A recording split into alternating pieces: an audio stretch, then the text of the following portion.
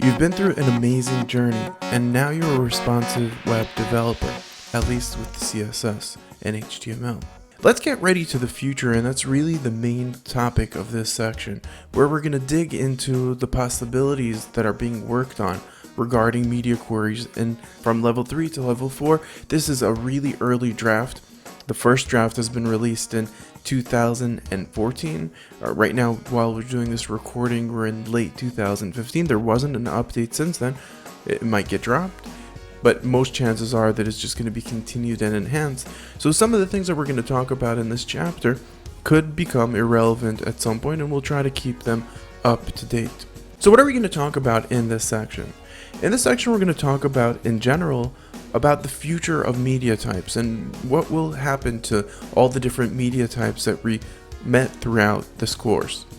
We're also going to talk about this overall overarching goal that comes with level 4 of moving into media features and a little bit away from media types. We're going to talk a lot about that in this section. We're also going to talk about a theoretical possibility of an option of creating custom media queries that might be available already when media queries level 4 gets released.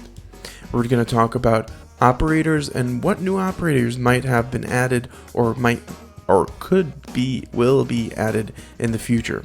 As we wrap our conversation, we're also going to look at a new approach to media query ranges because they're so popular and they're so used so much. So there's enhancement that seem to be very, very useful that might come in the future. So that's our overall overarching topics that we're going to be talking about in this section.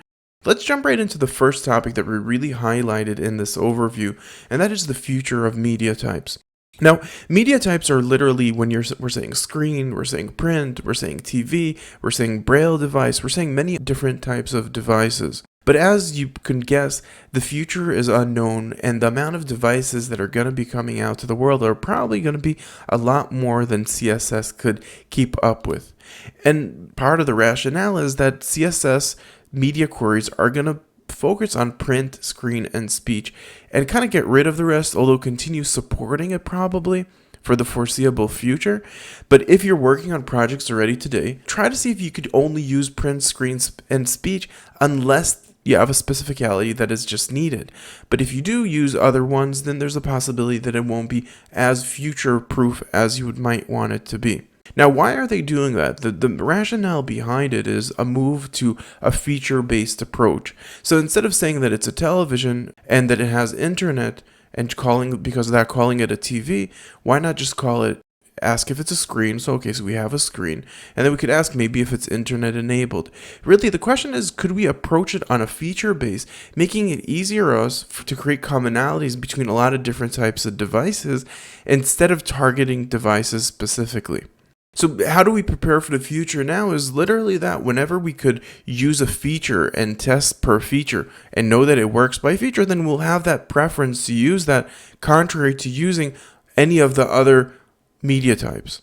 So that's really the core topic of this, and obviously follow up with the documentation of Media Query 4, level 4, if you wanted to find out what's going on and what's getting updated in it. In the next lecture, we're going to take a step into understanding what are those media features that we're talking about? What type of cluster, what type of media features, at least currently, are being planned out? Many more might be added in the future, but overall, overarching, there's like a cluster category of them. So you'll see in the next lecture when we start talking about media query features.